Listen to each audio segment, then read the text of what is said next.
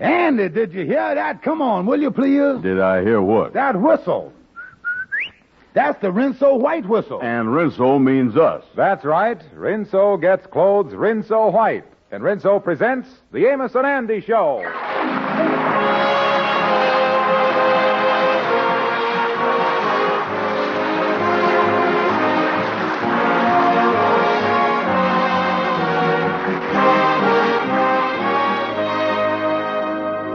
Rinso whitewash. With ease. A Rinso bright wash. With safety. Whether it's your whitewash or your washable colors, Rinso gets out stubborn dirt fast. Gives you a wash that's a pleasure to hang out on the line. Whitewash? Yes, Rinso white. Washable colors? Yes, Rinso bright. Safely, even after dozens of washings. And ladies, Rinso's great for all your soap and water jobs. With those soapy-rich suds in the dishpan, you get the biggest pile of pots and pans, plates and platters, shining clean in far less time. And thorough as it is, Rinso's easy on your hands. Get Rinso for dishwashing, for house cleaning, and for a wash that's Rinso white and Rinso bright. And now our stars, Amos and Andy.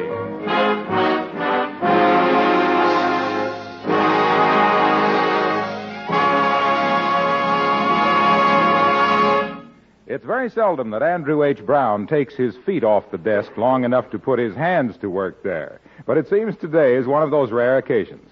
At the moment, he has a pencil behind each ear and one in his hand with the figures in front of him. The Kingfish has just walked in. Well, Andy, you're really going after it there. Yeah, I just finished. And I didn't realize it. But figures don't lie. Yeah, what you got there, son? Oh, this is bad, Kingfish. Sure. In 1943, it was 55. In 1944, the figures showed it had dropped down to 22. And in 1945, things look almost hopeless. The figure's down to 8. Tell me this. Is that serious, Andy? Certainly it's serious when a man like me only gets 8 Valentines. Is that what you figuring out there, Valentine? Yeah, well, I done set out 20 Valentines, and I only got 8. I has handed out 80% more love than I took in. Romantically, I is in the red. You know that? Yeah, me and my wife used to send each other Valentine cards before we was married, but we ain't done it since. Well, even if you married, you ought to send Valentines. That'd give you all a chance to let each other know that you was still in love. Oh, yeah. Me and my wife believes in that. The only trouble is we can't stop fighting long enough to go out and get no cards. That's the trouble. Is you fighting again? Oh, she doing the fighting. I just trying to maintain my neutrality. That's all I do. Same trouble about you getting a job? Yeah, she give me that, George, will you go to work? George, why don't you get a job? George, will you make some money? Strange woman, ain't she? Yeah, she even called me a bum. And you know, Anna, when you come right down to it, there's no difference between me and a man that's retired. There ain't? No, you take a man that's retired. The first step, he make himself $1 million. Second step, he quit working and he take it easy. Exactly the same, except I cut out the first step, that's all I know.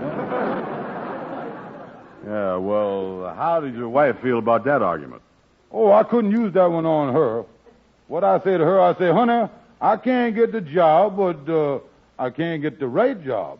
But don't worry, honey, the right one will come along yet. You see, Andy, if I keep trying, I figure the law of average is going to take care of me. What law is that? Look, stupid. What does you have to know what it is for? I told you that it takes care of you. Now, that's all you got to know. Yeah, but you ain't told me how. Is it like the WPA, or is you got to get up out of bed and go down and get your money?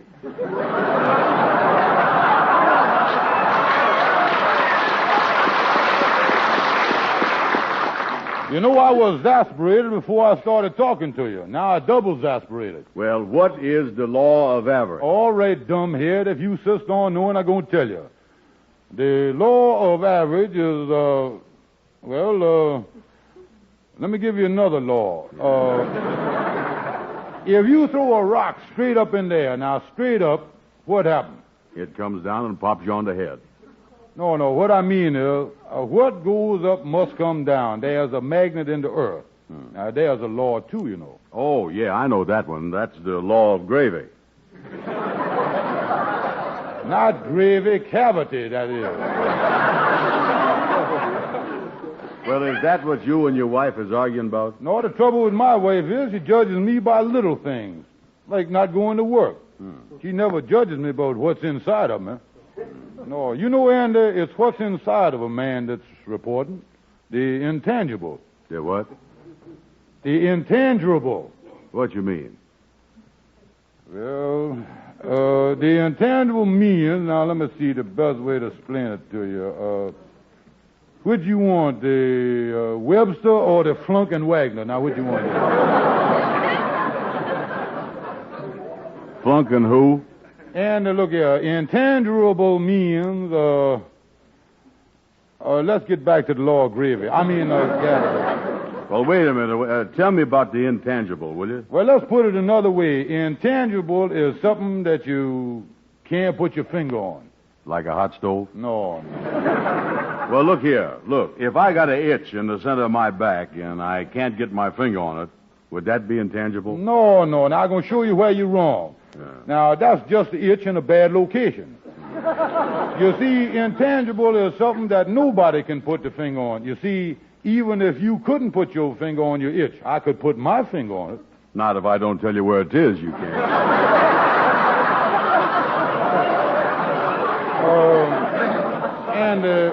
Do me a personal favor. Let's forget about the whole thing. Yeah, well, where are you going? I go across the street to the newsstand and pick up a newspaper. I'll be back in just a minute. All right.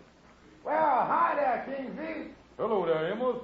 Be back in just a minute. Come on in, son. Come on in. Come on up here. Yeah, what you doing with all them pencils behind your ear there, Andy? Going to work? Work? You ain't hid about things, is you? What you mean, Andy? No. The new law they done passed.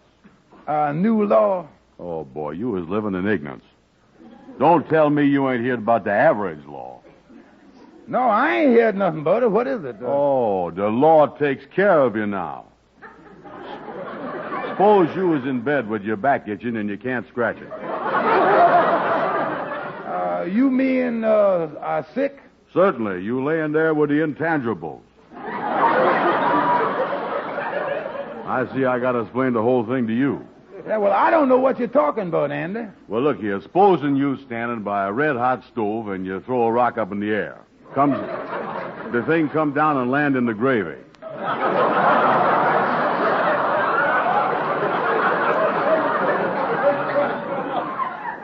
It's what's inside of a man that counts. You know, Andy, if it was August, I would think that the heat done got to you again. That's what I think. Well, boys, I just got back to tell you that I'm going home and face the battle. Yeah, well, give her my love. What's the matter, Kingfish? Your wife on the warpath again? What do you mean again, Amos? The only time she off the warpath is when it needs repaving. She's the one that wore it out. You know he didn't even send his wife a Valentine, Amos. Oh, I tell you the trouble, though, Amos. My wife claims she done lost respect for me. She claims that everybody in town is asking her when I go into work like other men. Yeah, well, good luck to you when you reach the line of battle. Oh, I going home and convince her that she got to have more respect for me than she been having.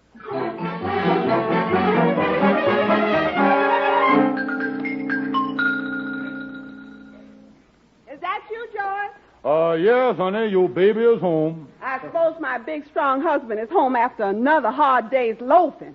No, just went down, picked up a newspaper so I can look through the want ads, honey. In the mail? One letter come there. There it is on the table. Just me, huh? Let's see here. Well, look, honey, Valentine. Listen to this, honey. There are men who are strong and men who are sweet. There are men who can do no wrong and every way complete. There are men who work hard and always behave. There are men who are prosperous for money they save. Well, honey, how you like that up to there? I guess you know what the outside world think of me now.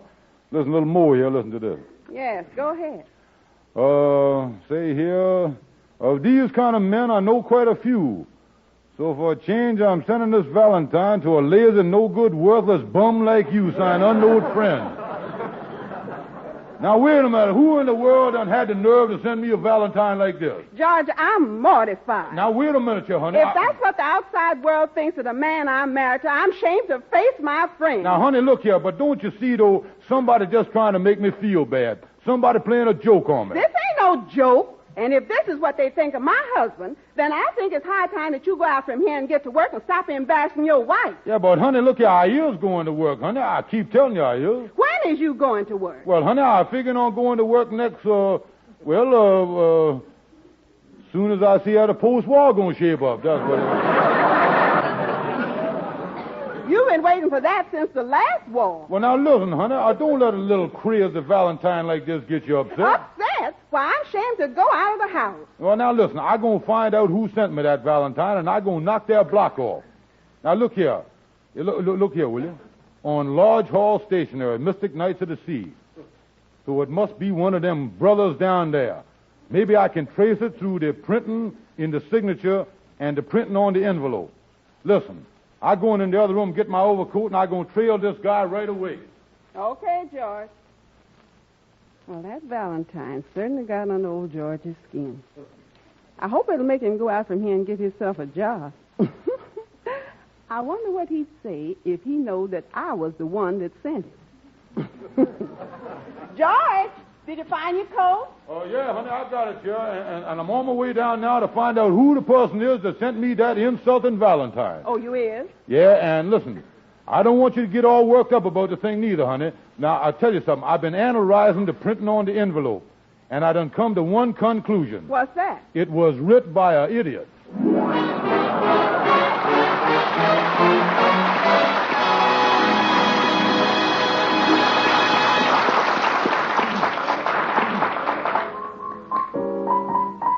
Let's go back to the Lodge Hall and hear the Mystic Knights of the Sea Quartet sing Evelina. Evelina, won't you ever take a shine to that moon? Evelina, ain't you bothered by the bobolinks too?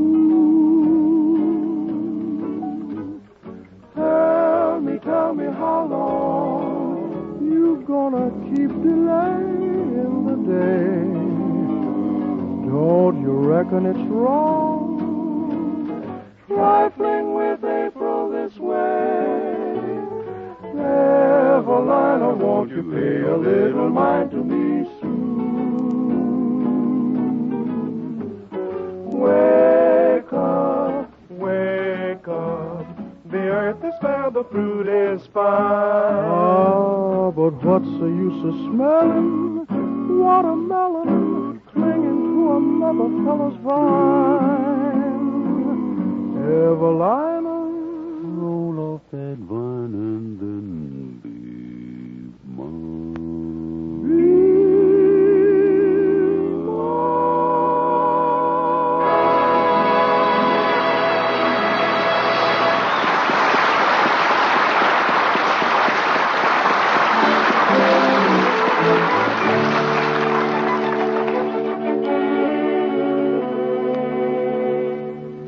So, Gabby, as my lawyer, I want you to sue the fella that sent me this insulting Valentine if I can find him. Now, take it easy, Kingfish. Take it easy. Calm down. First thing we got to do is find out if you got a case.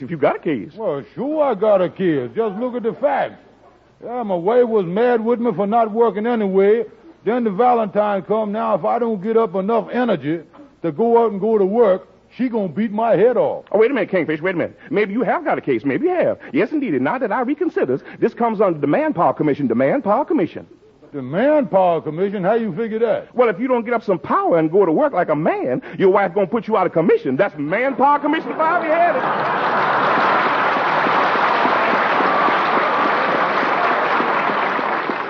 Now, look here, Gabby. I know it was one of the Lodge brothers sent me the thing, but suppose I can't find out which one done it. Can I sue the whole lodge? That's what I want. Oh, no, indeed, not the whole lodge. Not the lodge. Just the brother that sent it. And we got to find out who that is. Now, let me see the Valentine. Let me see it. Maybe we can analyze it. Yes, indeed. Yeah, here it is, Gabby. Take a look at it. You ain't read it yet. Yeah, let me read it.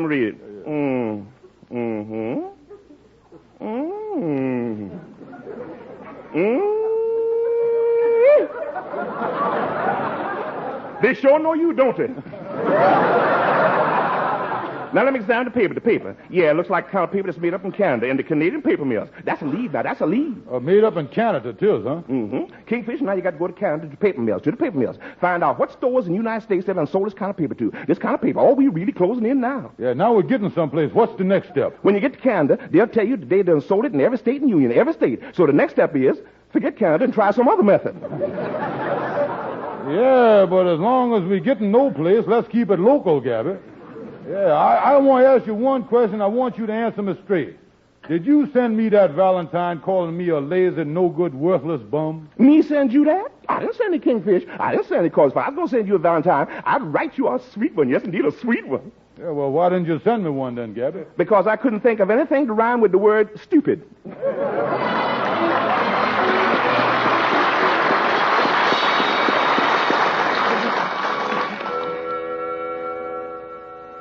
What'd you want to see me about, Kingfish? Sit down. Andy Brown, look me in the eye. What's the matter? I is in trouble. Something happened to that law of average? No, Andy, look me in the eye. Yeah. Somebody sent me a Valentine saying that I was a lazy, no-good, worthless bum. You done it. I didn't. You did. I didn't. You did. I did. You did. Shows a monotonous conversation we got here. Yeah, I done put two and two together. It's you. Well, I knows that you was a lazy, no-good, worthless bum, but I ain't sent it to you as no Valentine. I wouldn't be that crazy. Yeah, well, I gonna find out who sent the thing. You sure you didn't send it? Listen, Kingfish, I didn't send it. Yeah, who you think done it? Well, somebody with no brains. Yeah, who would send me a Valentine to my house and make my wife hit the ceiling? Oh, I'm telling you, my wife now, since she done see that thing, won't give me a minute's rest till I get a job. Who would have done a thing like that? Well, you look for somebody that ain't got no brains. Some dumb clunk. Somebody that don't know they is alive. Some stupid guy. Hello, everybody. There's your man. Lightning, come here. Yeah, sit down, Lightning. Yes, sir. Lightning, you was trapped. Now, one of the brothers sent me a Valentine saying that I was a lazy, no-good, worthless bum. That sure was nice of them to remember you. Listen, Lightning, Valentine's Day has got you in a lot of trouble, you know it. Now, admit it. Yes, I admit it got me in trouble. You see, I forgot to send my wife a Valentine. Well, did you send the Kingfish one? No, sir. Lightning, take that pen out of that potato there on the desk and dip it into ink. Oh, yeah, I see what you're doing. You got him cornered. Here's a piece of paper. Yes, sir. This'll tell the story. Now, Lightning. Yes, sir. Oh, this is good as fingerprints, you know that? Oh, I knew it. I was going to trap him. Oh, sure, you got him. What do you want me to do? Lightning, I want you to print your name on that piece of paper. Print it. Yes, sir. My name, Lightning. Lightning. How you spell that? Oh.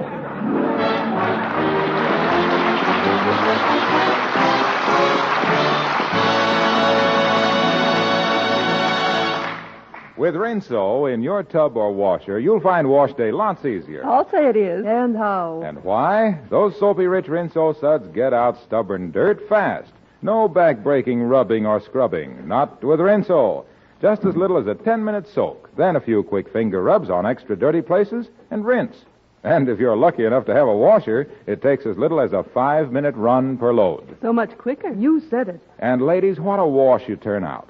Your white table linens, men's shirts, sheets, and pillow slips all come dazzling Rinso white. You know. Your loveliest washable colors, pretty printed house dresses and aprons, blouses, all come safely Rinso bright. Yes, you'll get a wash that any woman would be mighty proud to hang out on the line. A honey of a wash. A dream of a wash. And Rinso's economical, too, because those peppy, soapy-rich suds are long-lasting. Try Rinso next wash day.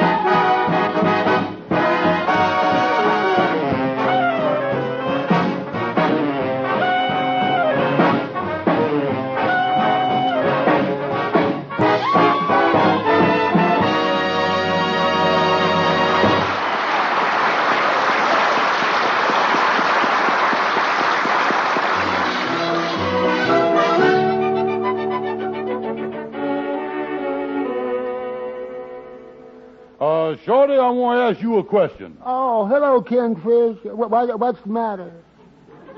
Did you send me a Valentine? A Valentine? Yeah, answer me. Did you send me one? Oh, no, I didn't send you a Valentine. Why would I want to send you? I never heard of nobody.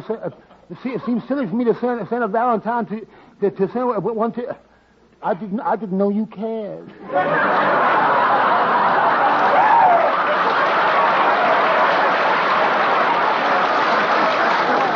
Now, look here, Shorty. Look here. I mean a comic Valentine. Some brother sent me an insulting one, calling me a lazy, no-good, worthless bum, and I thought maybe it was you. Oh, no, it was me. But I don't blame you for being mad.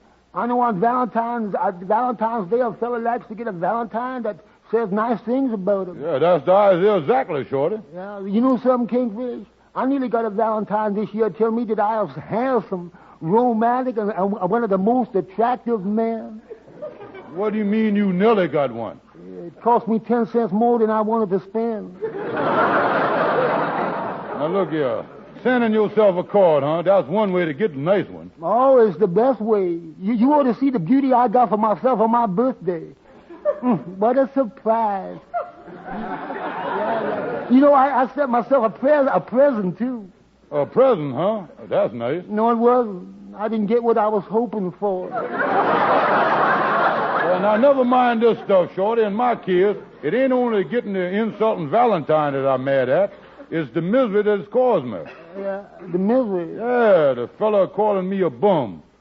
Agreed with my wife's opinion of me. Now she mad and ready to walk out on me. What would you call a fella like that who would make my wife want to leave me? He's a pal. Hell, nothing. I loves my wife. Shorty, I gotta find out the fella that sent me that Valentine, or I ain't gonna sleep a wink till I find him. That's gonna be tough on you, Kingfish. I remember one time when something was bothering me, I didn't sleep for 4 days. 4 days? You must have been exhausted. Yeah, it would have even been worse if I hadn't slept nights.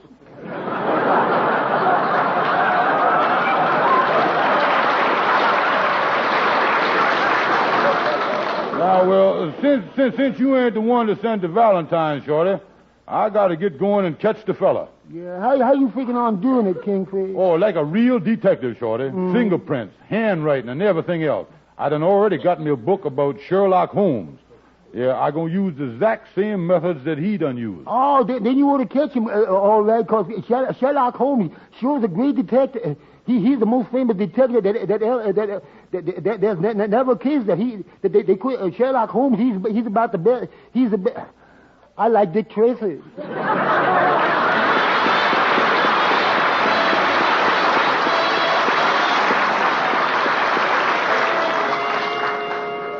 And I tell you that I was at the end of my rope. Yeah, now for 2 days I've been trying to nab the fellow that sent me the Valentine, and I just can't find the big bum. Yeah, well, what about that book on Sherlock Holmes you done bought? Didn't that help you none? No, I done lost faith in the man. How come? Well, it seems that most of the work is done in Scotland Yard. If a man can't afford an office, he ain't got no business working in the yard. I don't want nobody like that. Well, I agrees with you 100%, Kingfish. What you gonna do now? Yeah, well, I don't know what I can do. If I don't find the fella that sent me the Valentine and make him admit it to my wife that it was just a joke, she ain't gonna never respect me no more. Yeah, that Valentine got her believing that nobody would have me working for him. Yeah, you was in a mess, all right, Kingfish. You ain't never gonna get Sapphire to respect you no more. Yeah, and that really hurt, man, because I love that woman. The only thing that can save me now is a miracle.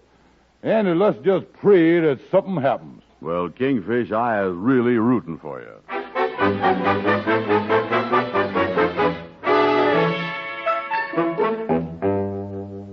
Good morning, honey. Why, George, what are you doing up at 9 o'clock in the morning? Well, I tell you, honey, just out to show you that I ain't as lazy as you think I is. By the way, I ain't been able to find that idiot who sent me the Valentine. But believe me, whoever he is, he don't know the real me. That Valentine ain't the opinion of my friends. I'm sure it ain't, George. A letter come to you this morning, and I opened it. And, George, I was so wrong about everything I said about you. Wait a minute now. What letter you done open now, honey? Wait a minute. I'll read it to you, honey. It's from the Johnson Lumber Company. It says, Dear Mr. Stevens, your name has been submitted to us as a man capable of handling our sales department, and we would like to have you represent us. Please call upon us at your convenience. Very truly yours, the Johnson Lumber Company. Oh, George, I'm so proud of you. Yeah, well, wait a minute. Let me see that, honey. I'm kind of proud of myself here. Let me see it, honey. Let me see Here it. it is, George. See, from the Johnson Lumber Company. Oh, that's great. Mm-hmm. Sounds like a big company. Yeah. And they're going to put you in charge of their whole sales department. Oh, honey, this is great. I'm so glad to written with this thing here. That show you, honey. Now, you see there, does you have respect for me now? Oh, darling, how can you even ask? Come sit down a minute, George, will you? What do you mean? Just sit right here. You remember we used to have a little talk together now and then, and we called it a truth party? Yeah, truth party, I remember. You know, we used to talk for 5 minutes, and we'd both tell each other the truth, and only the truth. Yeah, I remember them 5-minute truth parties, yeah, honey. Let's have one now, George. What's that? I got something to tell you. Oh. Things turned out so good, I just got to tell you. Okay, honey, shake hands on it. Right. Now, listen, George. You know the Valentine you got that you said must have been wrote by an idiot? Yeah? Well, I'm the idiot. What? You sent a... Sapphire, how could you Well, do now, that? wait a minute, I know, George. but that ain't fair. Wait, hold everything. Now, George, you remember, that's one of the things we promised each other. We would never get mad during one of these truth parties. Yeah, that's right. We can't get mad. Well, in that case, honey, I got something to tell you. Well, what is it, darling? You know that letter I just got from the Johnson Lumber Company? Yes. Well, I, the Johnson Lumber Company.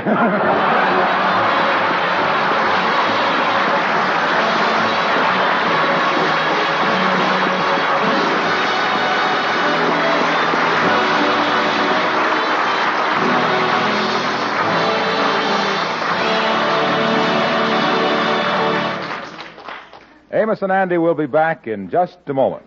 Yes, ma'am, a Rinso wash is something to whistle and ring bells about. Rinso white For a wash that's white as it can be. Rinso bright. B-R-I-G-H-T. Yes, Rinso keeps your colors bright. Get out more dirt for a wash so white. Here's great advice, you can't go wrong. Rinso white. Rinso bright. Happy little wash day song. Use Rinso for a Rinso white wash with ease, a Rinso bright wash with safety. And now here are Amos and Andy. What is these truth parties you talk about, Kingfish? Well, for 5 minutes, me and my wife tells each other the truth, and neither one of us is allowed to get mad. Yeah, well, when'd you have this 5-minute truth party? We started at exactly 12 o'clock noon today. Oh, that's great. How'd you come out? At 12:06, she smacked me with a vase.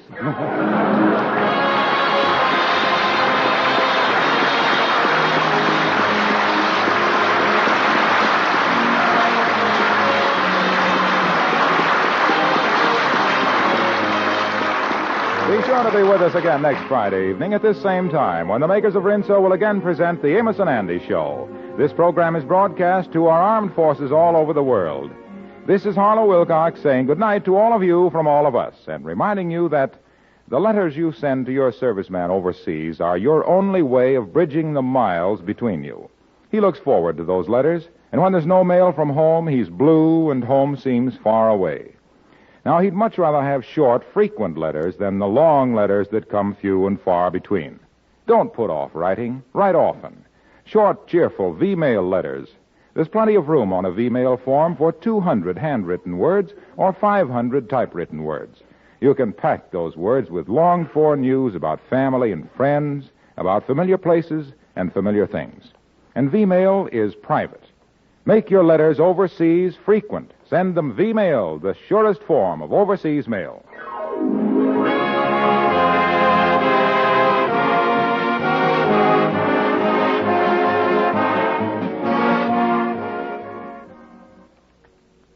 It's mild and gentle, yet it gets you extra clean. That's Lifebuoy. A daily bath with Lifebuoy gives you all-over lasting protection against BO. Just hop into a Lifebuoy bath, and you can be sure that you'll get protection that lasts. Yes, it's, well, to be extra clean, Lifebuoy clean. Remember, Lifebuoy is the only soap especially made to stop BO.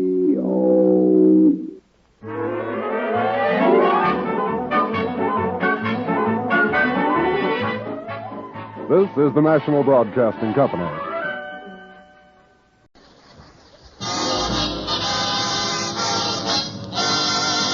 Andy, you know what that music say? Yes, sir, Amos. That music say, good health to all from Rexall.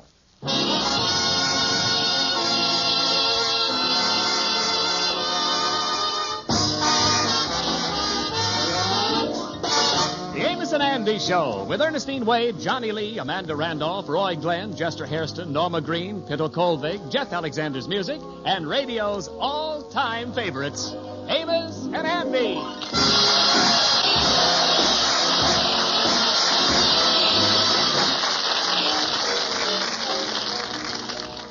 How do you do, ladies and gentlemen? This is Amos. You know, it's a very satisfying feeling to be associated with a sponsor who stands behind his product with a money-back guarantee. Yes, ladies and gentlemen, every Rexall drug product must give you the satisfaction you want, or you can return it to any Rexall drugstore and get your money back. And it's just one more reason why you can depend on any drug product that bears the name Rexall.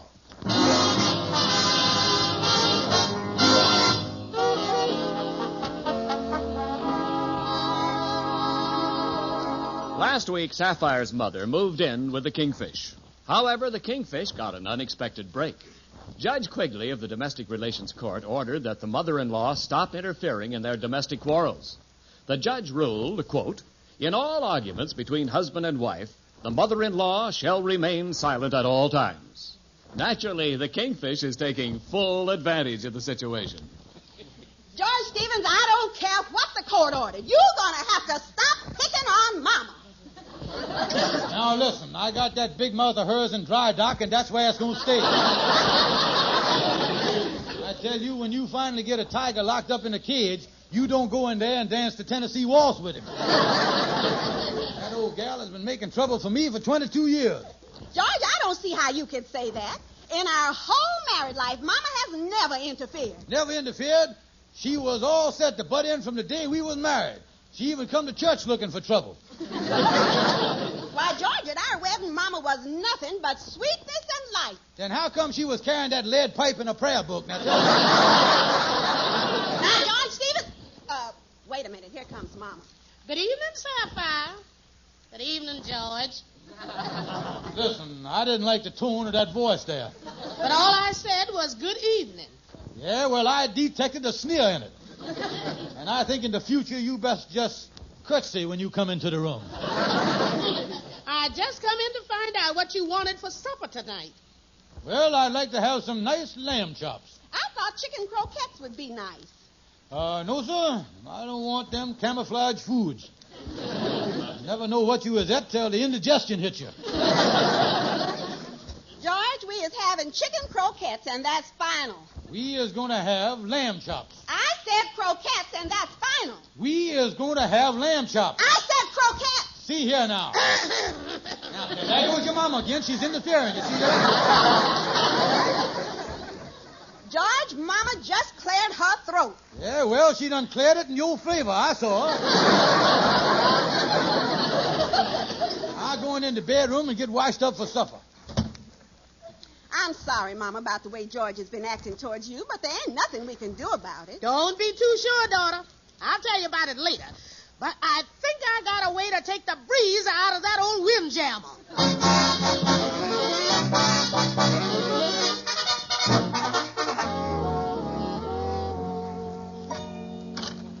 Good morning, Andy. Oh, hi, Kingfish. Hi. How you feeling this morning? Oh, not too well, Andy. Chicken croquettes don't agree with me too good. Say, how you doing with your mom-in-law? You still got a muzzle on the old hound dog? Yeah, we giving each other the silent treatment now, but it ain't working as well as I think it would. She just don't say nothing. But that old gal can sit still nastier than anyone I done ever... Yeah, well, tell me this, Kingfish. You don't think you is overdoing this, do you? After all, your mom-in-law is a human being, in the broader sense of the word. Listen, Andy, that whole family of hers has always been obnoxious. There ain't one of them that's had the decency to show me a least bit of obnoxiousness. Yeah, I guess you is got a pretty nasty crop of in-laws, Kingfish. Yeah, running through them in my mind, I think the nastiest of the lot is Sapphire's sister Hortense. She's the one that beat her husband to death with his own wooden leg, you know. Oh, yeah, I remember her. And take that brother-in-law of yours, Leroy. He ain't exactly no Freddie Bartholomew, neither. Yeah, Leroy's really something, all right. He's a regular Dracula with horn-rimmed glasses. I never told you this, Andy, but Leroy done dealt me one of the cruelest blows of all. He was responsible for me getting hitched up with Sapphire, you know. Well, that is really hitting below the belt. How's it happen, Kingfish? Well, it was a pretty sneaky way he done it, Andy. Back in Marietta, Georgia, we was out on one of them summer picnics. Yeah. And me and Sapphire got tied together in a three-legged race.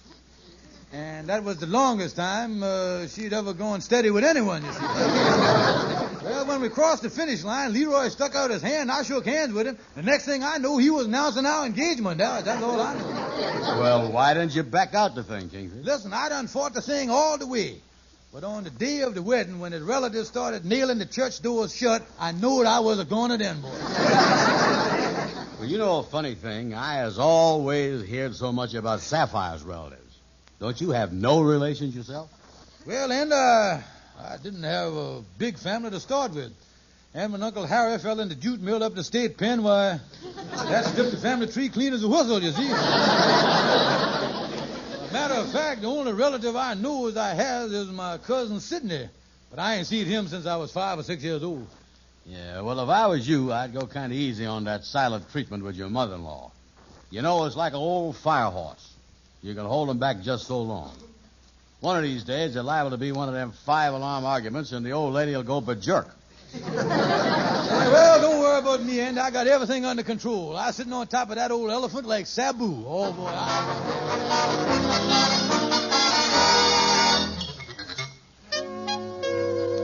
Well, let me get in the apartment here. I'm really going to give my mother-in-law a rough time tonight.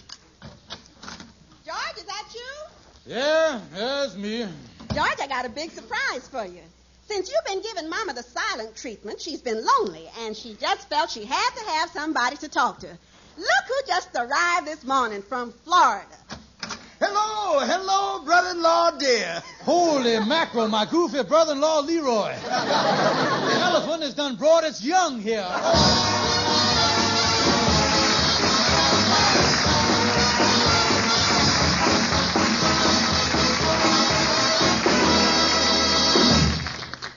Good evening. This is your Rexall family druggist with a welcome from the 10,000 independent druggists who have made the word Rexall part of our own store names. We've done that because we recommend and sell the 2,000 or more drug products made by the Rexall Drug Company. For instance, there's Anapac, Rexall's wonderful new cold remedy. Anapac combines a well-known antihistamine with the time-tested APC formula for quicker, more complete relief from cold symptoms. Try Anapac. ANAPAC. It's at Rexall drugstores everywhere.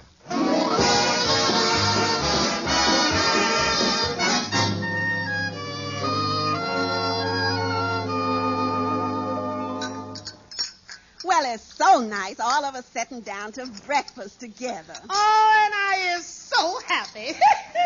I got my little baby Leroy here with me, too. Yes, and I'm here with my dear sister and my dear sweet mama. Oh, Leroy. Oh, Mama. Please, folks, I was eating. I'll get us some more coffee.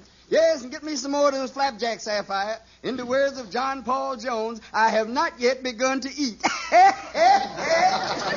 Ha, ha, ha. And in the words of Benjamin Franklin, drop dead. Now, no fights while I'm gone. Leroy, seeing as I ain't allowed to speak to him, would you ask that muttonhead sitting next to you to pass the sugar? Of course. Would you please pass Mama the sugar, Muttonhead? Hey, Leroy, would you inform that old walrus next to you that she ain't supposed to be talking to me? And would you inform that nincompoop that I ain't talking to him?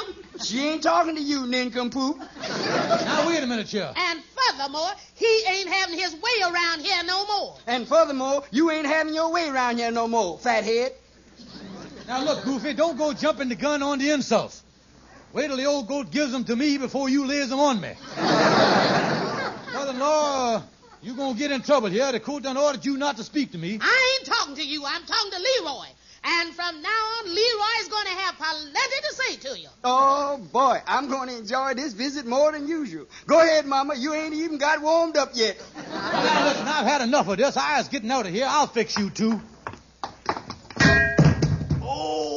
Oh, look, Mama. He fell over my foot and hit his head against the radiator. I do believe he's unconscious. Well, let him lay there till Sapphire gets back from the kitchen. Maybe she want to go through his pockets. Pass the maple syrup, son.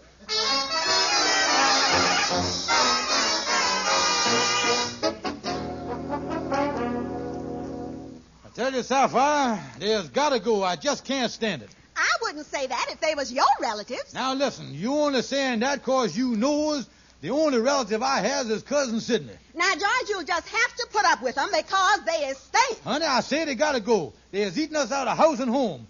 Why, this morning your brother tried to eat the light bulb out of the icebox. I thought it was a boiled potato.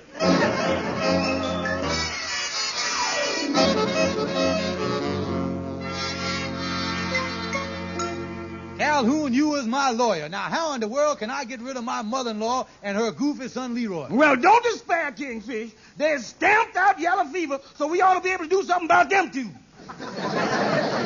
Well, it'll take something stronger than that mercurochronium to put a dent in them two viruses. Wait a minute. Maybe there's some way you could scare your mother-in-law into getting out of there. Yeah, well, I don't know. Anything that would scare that monster would be too horrible to mess with, you see. Yeah, but that's the only way I think you're going to affect a successful relative removal. Yeah, well, now, it's worth a trial, all right. Now, look here. I got to get them leeches off my back somehow. Yeah, wait a minute. I'll get Andy to help me. Yeah. I'll invite him up for supper, and then while Sapphire's doing the dishes, me and Andy will get a hold of a mama-in-law.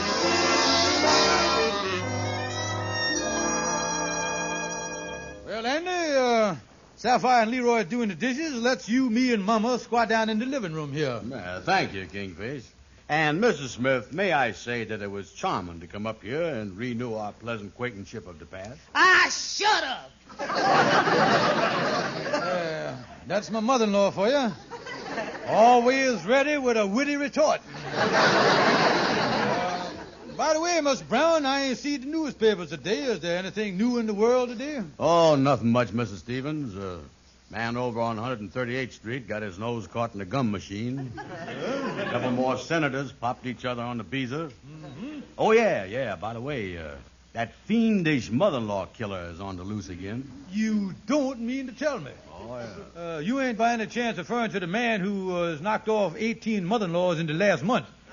The notorious Harpoon Harry? That's the one. It seemed from the best reliable information this Harpoon Harry used to work on a whaling ship. Mm-hmm. He come home from a voyage once, and his mother-in-law made trouble for him. Yeah. He let her have it with the instrument of his trade, and he been on the go ever since. Wait a minute. You mean to say this man has been going around killing mother-in-laws? I beg your pardon, Mama. I didn't know you was eavesdropping on our conversation here. Well, what is this about a mother-in-law killer? Oh, that. Oh, well, I didn't realize that you had overheard my conversation with my friends here. Well, it seems that this fiend he is referring to is something like Jack the Ripper, only he has developed a natural hatred for mother-in-laws. And you say he's an ex-whaler? Yeah, when you think of it, it wasn't too big a jump from gaffing whales to harpooning mother-in-laws, you see. Oh, yeah, he been shish-kebabbing them old ladies right and left. Well, George, not that I'm frightened or anything, but does the newspaper say anything about where this fiend is operating? Well, the last report, he was pig-sticking his way up 134th Street. George, we is on 135th Street. You don't think he's going to come around here, do you? Well, now, that's hard to say. And, Mama, dear, I wouldn't want to alarm you or nothing, but if you was sleeping in our guest room some night and wakes up and there's a man standing over you in a pea jacket hollering, "There she blows," if I was you, I'd get my blub out of there in a hurry. my goodness. Leroy, come in here. Yes, Mother dear? Leroy, pack our bags. We're leaving right now. But, Mama, what's the matter? I thought you was going to stay for another month. No, sir. We're going back to Brooklyn. The only monster we got to worry about over there is Leo DeRocha.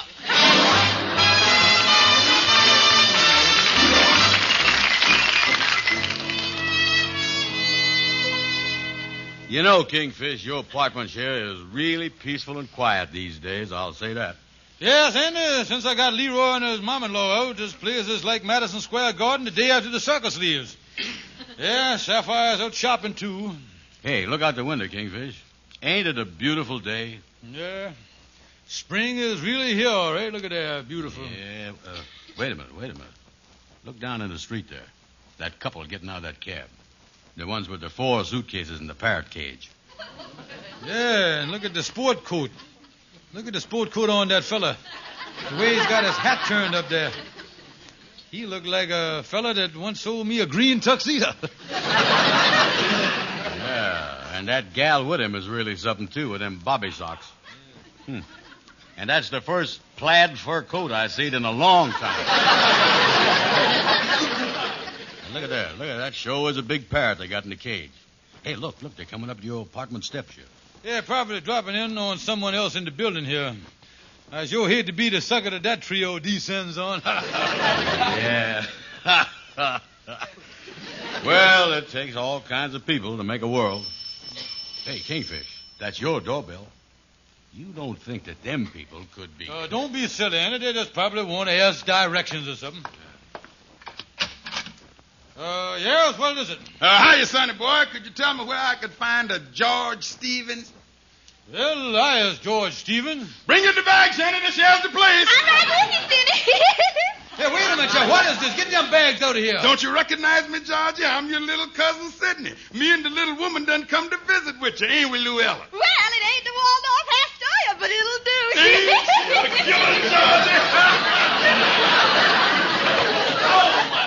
You know, I knowed you wouldn't mind if we dropped in on you for a couple of months. I says, Lou, we can always count on good old cousin Georgie. Oh, my back. Don't hit me like that. What do you think of Georgie, Luella? I like him fine, but you didn't tell me the poor old man had been in an accident. Well, now, wait a minute, Shell. You can't move in on me like now, this. Now, George, I want you to meet the baby of the family right here in the cage. Say hello to cousin George, Herman. How do you do? And incidentally, Georgie, I'm starved. You said a mouthful. Polly wants water.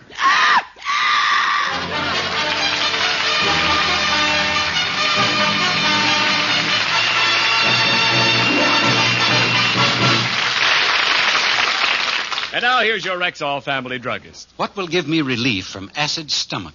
I think that's a question I'm asked more often than any other. And how do you answer it? With just 2 words, ma'am. Bismarex. Bismarex? Mm-hmm. Well, why? What does it do? Well, Bismarex is Rexall's famous antacid with a specially developed formula that gives fast and prolonged relief. You see, the ingredients in Bismarex vary in the time it takes them to dissolve in the stomach. Excess acidity is often neutralized in less than 1 minute. But the other ingredients, dissolving more slowly, ease gastric distress and leave a soothing, protective covering on irritated stomach membranes. Mister, you've got yourself a customer. What did you call it again? Bismarex. Bisma-Rex. Bismarex. Ask for it at Rexall drugstores everywhere.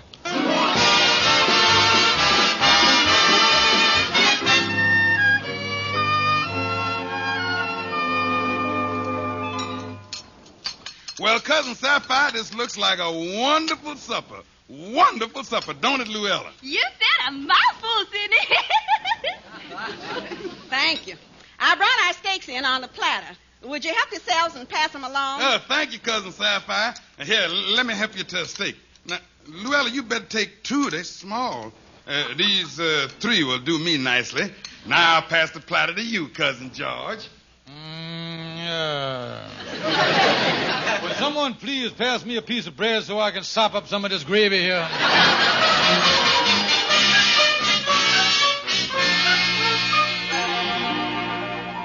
Well, that sounds like some supper you had last night, Kingfish. Oh, I tell you, Andy, I never seen nothing like it in my whole life. You know, my cousin Sidney and his wife done set a new low in obnoxiousness. Yes, huh? Oh, yeah. You ain't got no idea of the day I put in with them yesterday. Was pretty bad, huh? Bad. I gonna tell you, son, this is one of the nastiest hunks of infiltrating I done ever seen in my life. I gonna tell you something. When I got home last night, he was making a frontal attack on the icebox. She had established a beachhead in the bathroom, and when I went to take refuge in my easy chair, I was attacked from the rear by a man-eating parrot. Now, that's what I was. Well, that is something, all right, I'll tell you that. Yeah, but the crowning blow come in the middle of the night. Andy, is you ever gotten up at 4 a.m., gone into the bathroom for some aspirin, and got slapped in the face by a wet camisole? Holy smoke, Kingfish. This sounds like the worst invasion since that Mongolian general took over Europe, Genghis Khan.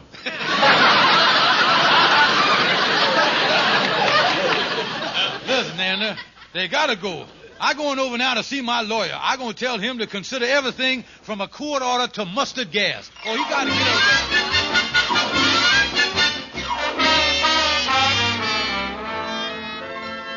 Now, listen, Calhoun, you got to do something for me. You just got to. Now, take it easy, Kingfish. Take it easy. Just tell me what the problem is, then we'll get the solution. Because I has found that when you get the solution first, you have an awful hard time getting a problem to fit it. You got something there, but listen to the problem, and here it is. Now, the thing is to get the relatives out of the house. Wait a minute. I thought you already done got them out. No, these ain't the same relatives. This is a new batch that done showed up. Another batch? Yeah, they moved in on us. You know, Kingfish, when it comes to relatives, I think you got a bad leak somewhere. Calhoun, you see, these relatives is 4 times worse than the other ones ever was. Kingfish, I beg to differ with you. I ain't seen your mama-in-law and that Leroy, and I contend that there ain't nobody on the face of the earth that could be worse than they is. Yeah, but Calhoun... I hold to my contention that there couldn't be no one more obnoxious and more despicable than them 2 vultures. Calhoun, these new ones, though, is my relatives. I concede the point. Kingfish, the only thing you got is a choice between the 2 evils. What you mean, Calhoun? Well, now, to get your relatives out, you has got to talk Leroy and his mama into coming back. Yeah, well, I guess you're right, Calhoun. They is pretty bad, but at least Leroy ain't never nipped me on the ball spot with his beak. I'm going to get a hold of Leroy and see if I can't get him and his mama to move back with us. You know, Kingfish, this mess you is in reminds me of one of the most famous events in history. That sad day when Julius Caesar was walking along the streets of ancient Rome. Suddenly, without warning, a figure snuck up behind him and plunged a knife right between his shoulder blades, piercing him to the heart. It was then, as he lay dying, that he uttered them famous words, "Et tu, Brute." What does that mean, Calhoun? I didn't know my mother-in-law was in town.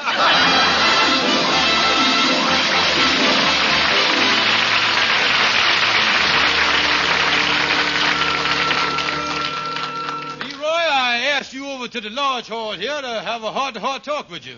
Well, what can I do for you, brother-in-law, dear? Leroy, I has reconsidered my harsh actions, and I want you and your sweet mother to move back in with me and Sapphire, you know. Move back in? Well, I don't know about that. I had the impression that we wasn't exactly welcome there.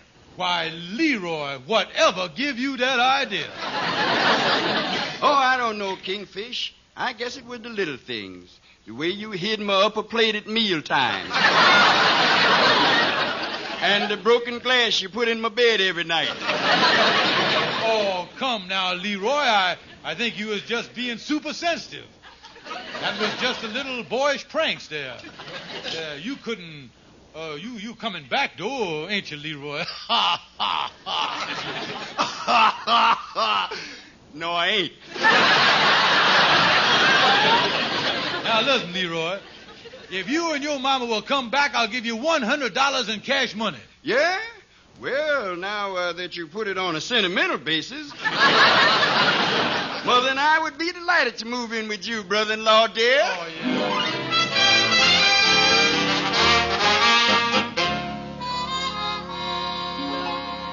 Well, Andy, so the Kingfish finally got his cousin Sidney and his wife out of the apartment, huh? Yeah, Amos, while Sidney and his wife was tending services this morning, Kingfish threw their suitcases out in the street and snuck Leroy and the old lady back in. Yeah, well, I guess when cousin Sidney got back, he didn't want to tangle with Sapphire's mama, huh? Oh, no. According to the Kingfish, Sidney got a look at the old lady through the peephole in the front door and give up without a struggle. He cleared out of there lock, stock, and parrot. Yeah, well, that was something, all right. The Kingfish's cousin Sidney and his wife showing up after the Kingfish and Sidney hadn't seen each other since they was kids. Yeah, well, relatives is tricky things, all right. They is just like radishes. When you think you was here to last of 'em, there they is giving you trouble.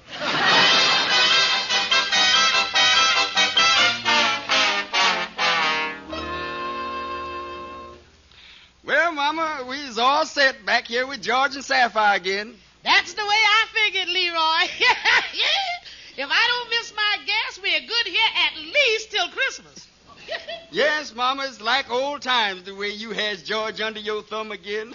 I don't think he'll get out of line for a long time. I say he won't. And you know, I gotta hand it to you, Mama. Yes. That was a great scheme of yours to get us back here. It sure worked fine, didn't it? But we must never let George know that we got those two friends of ours from Brooklyn to pose as his long-lost cousin Sidney.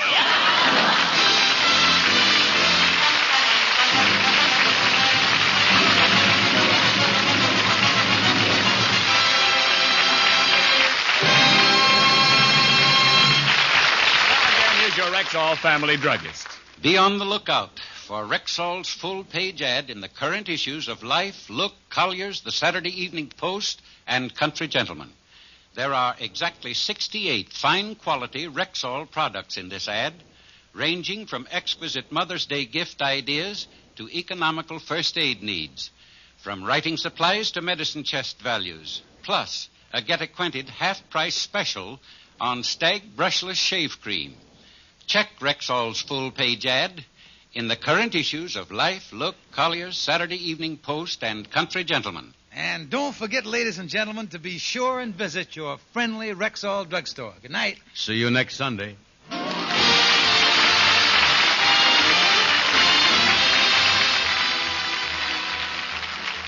For the woman in 10 with sensitive skin, there's Carinome hand cream. One woman in every 10 has an extra sensitive, extra tender skin, and for that woman, there's Carinome hand cream. Like all of Carinome's specially designed beauty aids, it's hypoallergenic, pure, mild, safe for most sensitive skins. It softens, beautifies, protects. For the woman in 10 with sensitive skin, there's Carinome hand cream. At Rexall drugstores everywhere. Be sure to be with us next Sunday at the same time when your Rexall druggist will again present the Amos and Andy Show. The Amos and Andy Show is written by Joe Connolly, Bob Mosher, and Bob Ross. Stay tuned for the Edgar Berg and Charlie McCarthy program, which follows immediately over most of these stations. Ken Niles speaking. This is CBS, the Columbia Broadcasting System.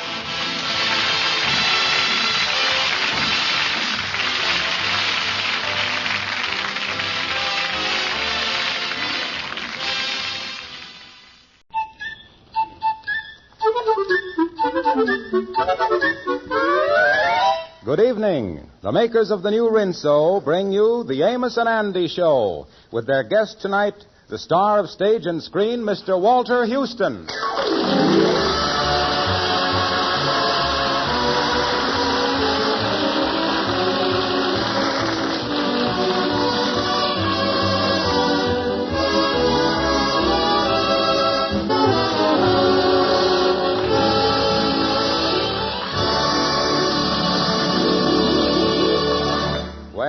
Trouble is nothing new to Amos and Andy or their friends. They're usually able to cope with almost anything that comes along. However, today, George Stevens, the Kingfish, seems to have run into a little extra trouble, which appears to be more than he can handle. Right now, he is in the office at the Lodge Hall trying to explain it to Amos and Andy.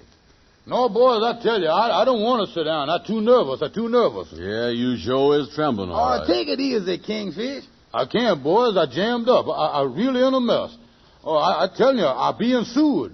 What is you being sued for? Yeah, and who is doing it? I'm being sued by a fellow by the name of Nifty Jackson, and for no reason at all. I was just exercising my rights, as a citizen of the United States of America to use freedom of speech. Yeah, I call him a crook, a loafer, a swindler, and a bum, and the man is suing me. A crook, a loafer, a swindler, and a bum. Yeah, do the Constitution allow you to say that? Well, there's freedom of speech, there's 4 freedoms and all that stuff. Yeah, I only called him 4. Yeah, that's right. Yeah, if I'd have called him a thief on top of that made 5 freedoms, then the man got a case against me, you see. Oh, that's a dangerous thing to do. When did you do it?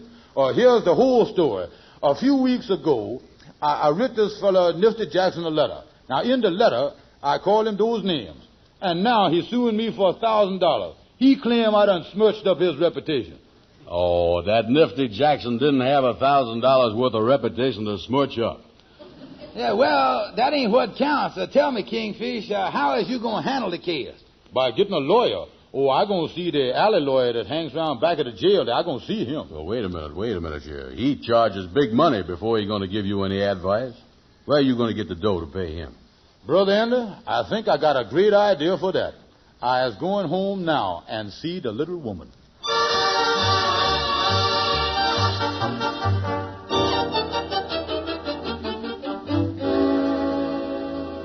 Honey, your engagement ring don't sparkle like it oughta. Well, what's the matter with that ring? Oh, that diamond used to look like the 20th Century Limited coming in at night. Now look at it. Not a twinkle in the thing. That's a beautiful diamond, though, George. Yeah, but the thing needs cleaning. Let me look at that. Yeah, look at it. That thing needs... Give me that ring. I'll take it over to the jeweler, and I'll have him give that a good cleaning. I want my wife to sparkle like other women sparkle. There's nothing sloppier looking than dirty diamonds.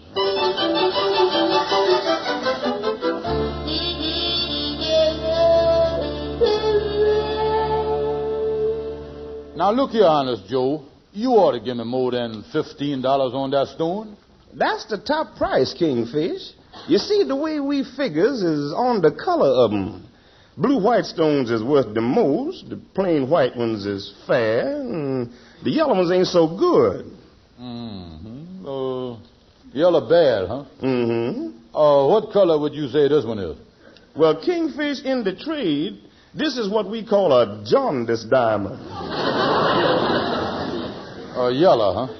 Yellow and cloudy. Even a yellow diamond, you're supposed to see the daylight through it. Fact is, Kingfish, looking at this again, I see it's muddy, too. Oh, give me the $15. Just give me the $15. That's enough there. Now, look here. Here what I want you to do on top of that. Mm-hmm. You take the stone out of the ring. Now, here is a rhinestone that I got at the 5 and 10 cent store. Put this in place of it, and I'll take it home to the little woman and put it back where it was. Oh, all right. I'll make the switch for you. Tell me this. You think that my wife will notice the difference? Well, if she does, it's only because the rhinestone looks better than the diamond.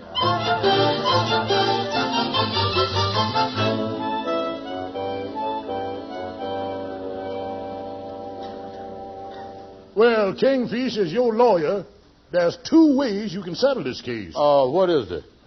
Well, the first is to pay the man the $1,000. I like the second way better. Well, I ain't told you what the second way is yet. Yeah, well, whatever it is, I know I'm going to like it better. Well, the second way is the result of some pretty heavy studying. I skimmed over several similar cases, looked over the whole legal aspect of the case. And it is my personal opinion as an attorney that there is a way that can't fail. Now you talking. Now, what is that? Tell me that. Well, scare to pass off the other lawyer. Scare him so bad that he'll drop the suit against you.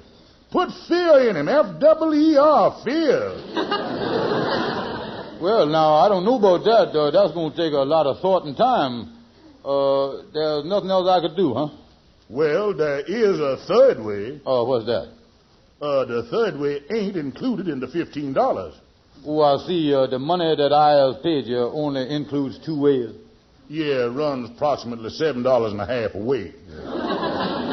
You see, the reason the third way runs into extra money is because it's all postgraduate stuff. Mm-hmm. Stuff I done learned after my diploma was framed and on the wall and everything. Yeah. Well, I just can't afford it, though. But, come to think of it, that second way ain't bad at all. Put fear in the other lawyer. Yeah, that's just what I'm going to do.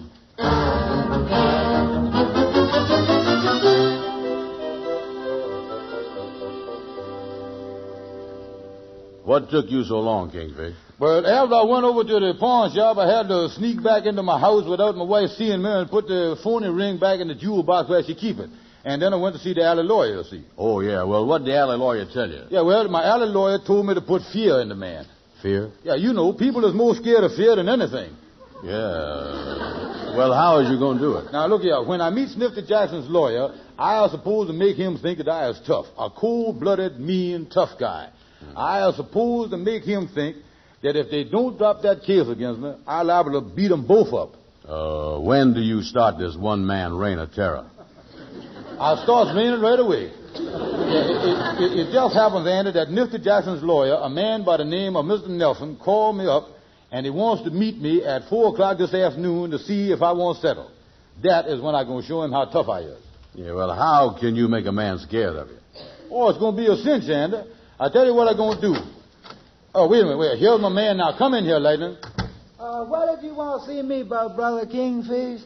Lightning, for certain reasons, I want to be a tough guy. I want you to find me a man that will let me punch him in the nose, and I'll give him $2 for it. I'll let you punch me in the nose for $2. No, Lightning, I got to leave friendship out of this. Get me a total stranger, a nice-sized fella. Can you do it? Yeah, sir. Now, good. Now, here's what I want you to do. Lightning, you know where Sam's lunchroom is? Yeah, sir. I'll be there at 4:30 on the dot. Me, Andy, and a lawyer. Yeah, sir. Now, we'll sit down so there'll be an empty stool next to me. Tell the man to sit down next to me on the empty stool and order a hamburger and have him say, with pickles, onions, and mustard. I'll know it's him when I hear them words, and I'll pick a fight with him, and I'll punch him in the nose. Yeah, sir, I'll get busy on it right now, and I'll have the man at the lunchroom at 4:30 sharp. Okay, Lightning. Well, I sure hope everything work out all right, Kingfish. Oh, it can't miss, Brother Andy. The whole idea is foolproof. Punching the guy in the nose, scaring the pants off the other lawyer, hocking my wife's diamond. Why, Andy, within a year, I bet they'll be teaching this stuff in every law school in the country.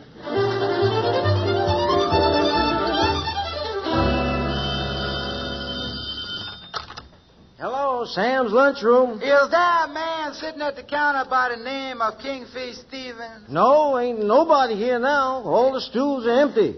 Yeah, sir. Well, I was supposed to have a man there for him at 4:30 sharp, but I couldn't find one for him today.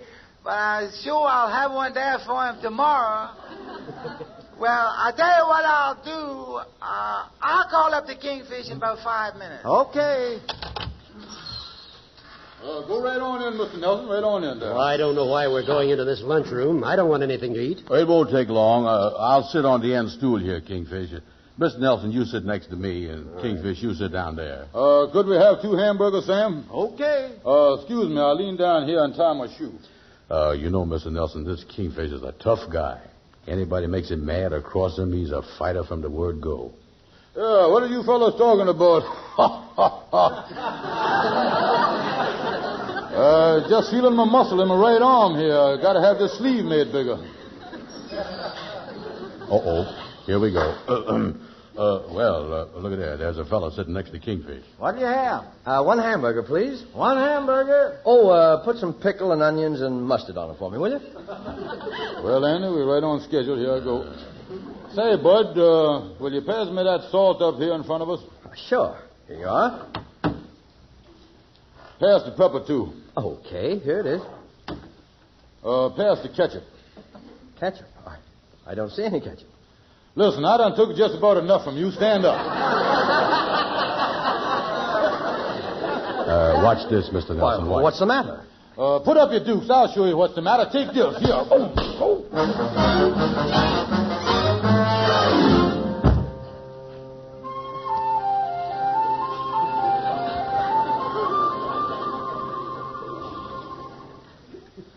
Look, Andy, the Kingfish is opening his eyes now. Oh, me. Where is her? We brung you over here to your office, Kingfish. You was laying on the sofa. Oh, me. Every bone in my body aches. See if you can open that left eye of yours, Kingfish. Who was that fella that I got in the fight with? Well, he seemed to be a pretty nice fella. He even helped us pick you off the floor and carry you over here. Oh, what did you put on my nose, boys? We didn't put nothing on there. You mean that what I feel there is all nose? Every inch of it. Here, Kingfish, here's a piece of beefsteak I got you for your eye. Let's put it right on there now. That'll help take the swelling down. Oh, me.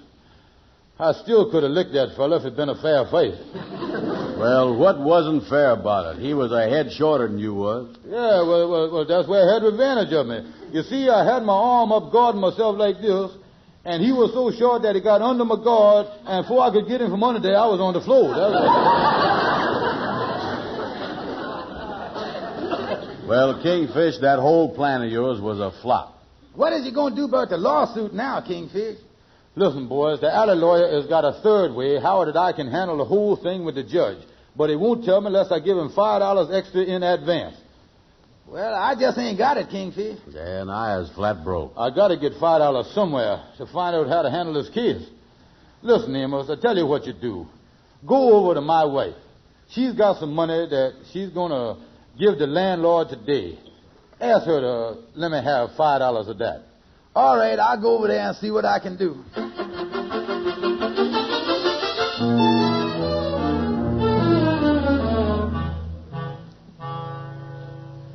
So you see, that's the whole story, Sapphire. The Kingfish needs the money to pay a lawyer.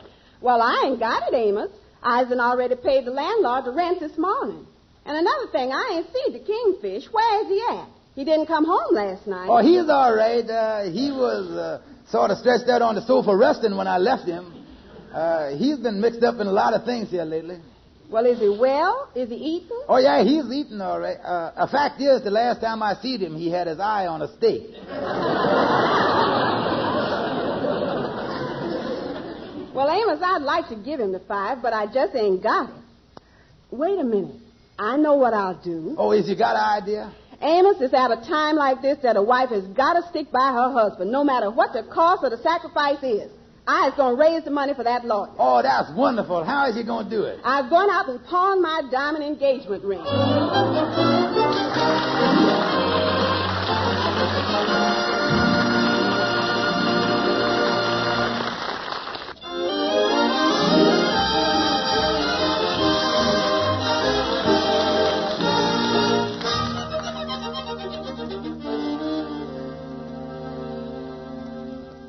It's been a busy morning in Judge Houston's court, where the Kingfish will appear later in the afternoon.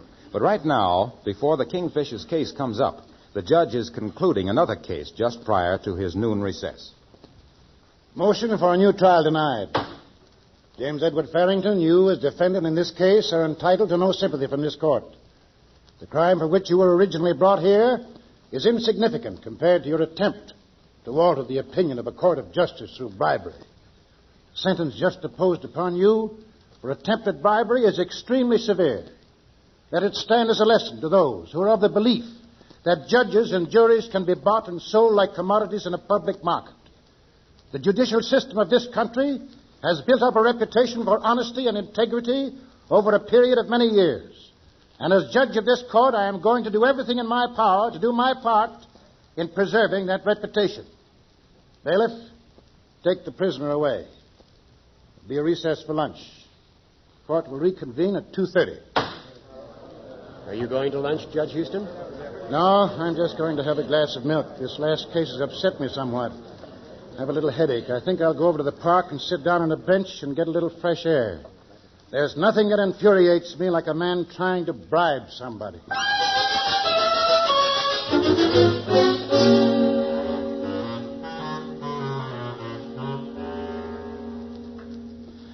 Well, let's sit down on this park bench here, Brother Andy. Yeah, you got about 45 minutes before you got to go to court.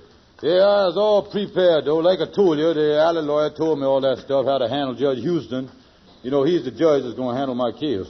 Tell me this. How did you raise that $5 to pay the alley lawyer? Oh, one of the brothers at the lodge all let me have it. Oh, I was all set to take care of this Judge Houston. I got the box of cigars under my arm, a couple of bucks in my pocket. Do one of you men have a match? Oh, yes, sir, yes, sir. I think I got one here. Thank you very much. There you go. Thank you. Mind if I sit down here? Oh, no, sir. Move over there, Andy. Yeah. Where are you boys from? We live up around 125th Street. Yes, sir. My friend here, the Kingfish, is waiting to go into court over there. Yeah, going over to Judge Houston's court. Oh, is that so? Ain't gonna take long, though, I guess. No, sir, it ain't gonna take us long, because I know exactly how to handle that judge. No, you do. No. Oh, well, how do you handle Judge Houston? Well, first of all, I got a box of cigars here. I'm going to slip him damn little bribery stuff, you know. That's what I'm going to do. And only 5-cent cigars, too. Plenty good enough for him. 5-cent cigars, huh? I suppose you saved the 10-cent ones for the Supreme Court cases, huh? Oh, sure, yeah. And another thing, if the cigars don't work, why, we got a few bucks in cash for the judge. Mm-hmm. You mean to say that a judge, let's say, for instance, this Judge Houston can be bought? Well, I wouldn't go so far as to say that he can be bought, but he certainly can be rented. I know that.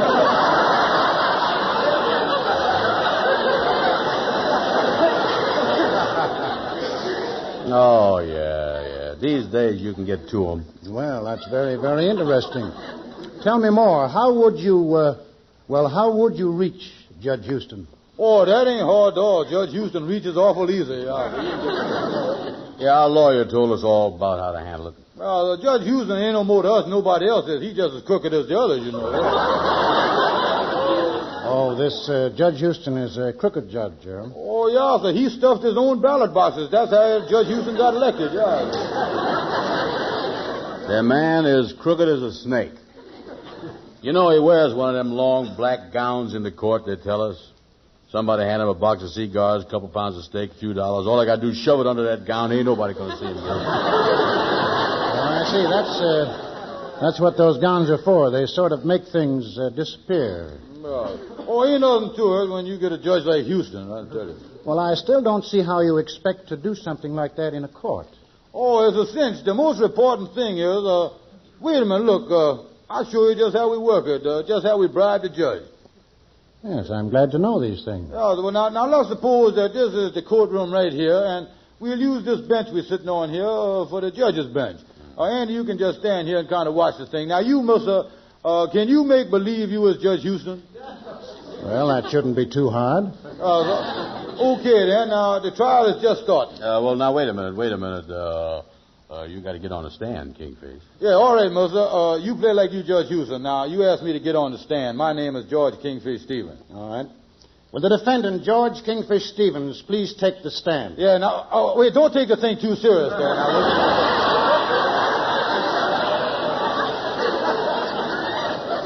Yeah. After all, we just talking the thing over here, mister. Oh, yeah. Now, I was in the chair on the witness stand. Now, I leans over to you and I say, hiya, Judge. Then I say to you, listen, Houston, old boy, can I come behind the bench there and speak to you private, confidential, and under your hat? Now, as the judge, you say something back to me, you know. Anything you have to say to me, you can say it to this court. Yeah, oh, wait a minute, mister. You can't talk that way. Now, just a minute. Look here. You see, what I'm trying to do, I'm trying to show you something. Now, you were supposed to act like you was Judge Houston. I don't think you get the idea of what we're trying to do here. No, you don't get the idea, mister. Yeah, so now, be more natural. Now, look, I'm going to say to you here now, I say, now, all right, now, I'm on the witness stand, and you sitting on the judge's bench. I say to you, I say, Judge, old boy,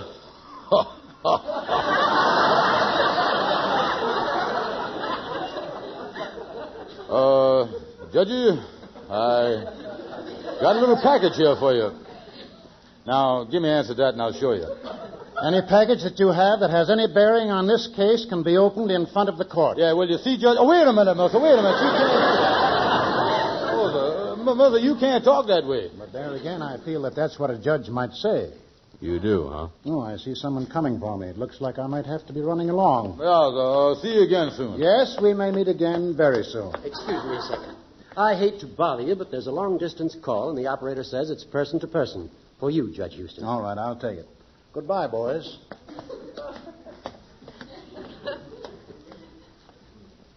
Andy. What? You remember the man that was sitting here on the bench with us? Yeah. Remember the man that walked up to him? Yeah, uh-huh. When he walked up to him, think now, Andy, did he call him... No, I ain't going to even ask you that because I know it. That'd be a 7 million to 1 shot. That's the biggest coincidence that ever happened in the world.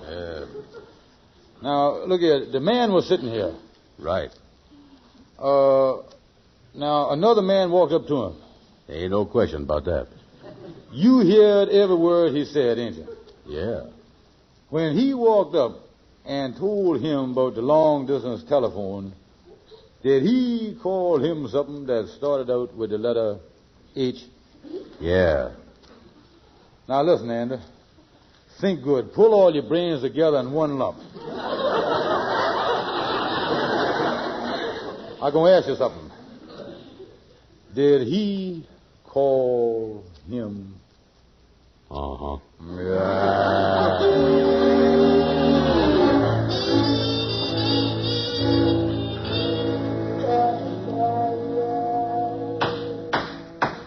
So I say, in the case of Nifty Jackson versus Kingfish Stevens, the plaintiff has shown no evidence of libel. A mere letter mailed in a sealed envelope to the plaintiff does not constitute libel in the eyes of the law. The case is dismissed. Before I adjourn court, I would like to say something purely for the benefit of the defendant. A black robe worn by a jurist is a symbol of justice. It is never worn to hide anything. Court adjourned. Andy, Brother Andy, where's you? Andy, come over here. Yeah. Oh, Andy, it's over, Brother Andy, it's over. Put it there. Yeah, and I'm going to tell you something, Kingfish. I want to tell you that Judge Houston's show was fair with you. Oh, I say it was fair, Andy. I ain't never been this scared before in my life. After what we done said to him in the park. Yeah. Oh, this has been a great lesson to me, Brother Andy. I ain't never going to do nothing again that will get me in trouble with the law. My skirts is clean, and, boy, I'm going to keep them that way. Yeah, well, put it there. Put it there. Come on, let's get out of here. Yeah. Pardon me just a minute. Are you George Stevens, the Kingfish? Oh, yeah, so that's right. I'm George Stevens. What do you want to do, take my picture or something for the newspaper? No, I have a warrant here for your arrest. A lady is having you arrested for pawning the stone out of her diamond ring. Wait a minute. That ain't no lady. That's my wife.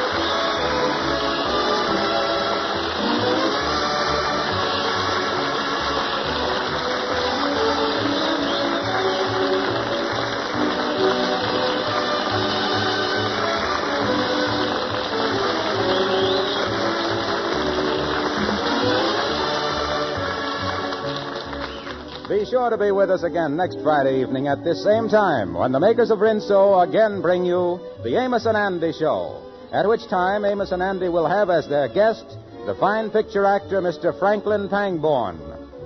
Meantime, this is Harlow Wilcox speaking for all of us, thanking Walter Houston for appearing with us tonight, and bidding all of you a pleasant good night.